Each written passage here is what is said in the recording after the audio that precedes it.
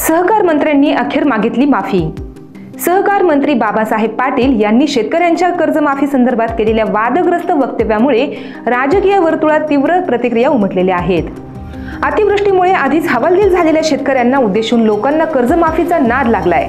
आम्ही निवडून येण्यासाठी निवडणुकीत आश्वासन देतो असे पाटील यांनी म्हटले होते। त्यांच्या या विधानामुळे शेतकऱ्यांच्या जखमांवर मीठ चोळल्याची भावना व्यक्त होत आहे।